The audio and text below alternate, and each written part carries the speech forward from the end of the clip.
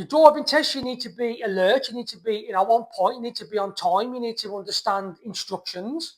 So we're embedding all this into him. So he's getting a great feel of it. He's got a journey at the age of 11. So yeah, it'll change. He'll change. He won't want to be a Formula One driver, but that's his vision. But as parents, and we need to we need to maneuver them in a way so we can see, okay, so in your options, you need to be picking engineering. So engineering is all about, dissecting things and designing technology. So designing stuff like that, rebuilding things and understanding components about certain things. So it's imperative that SATs are done properly with the same ethos as your GCSEs and A levels.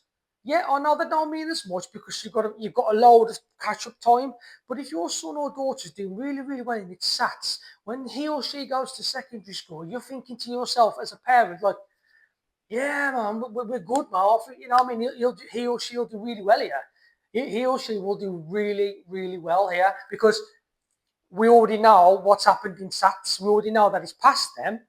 So he's going to have the same ethos of walking into a GCSE exam area, an exam area to do his exams, but he'll know from reflecting back from his SATs. But if he's failed his SATs, he'll have the sort of, I'm going to fail here because he ain't put as much effort in. I'm a great believer with the teaching, guys. Obviously, that's why I've gone into teaching.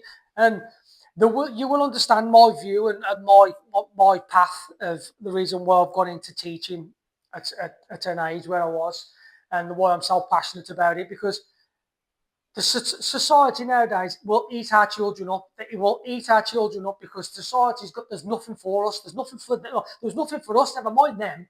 It's worse now, depending on what area you live in. But if you're living in a local council estate, where I live in a local council estate, but that's why I like to push my message to people. I want people to believe in what I say because without any GCSEs, A levels, SAT results, we are struggling. We're gonna end up in factories. You're gonna end up working for someone else's dream. You're gonna be making someone else's dream. So if you're working in a factory, no danger to it. No danger whatsoever. So I'm not discriminating. I don't care if you work in a factory. I used to work in a factory. I used to do this, that to get by. But you're making someone else's dream come true.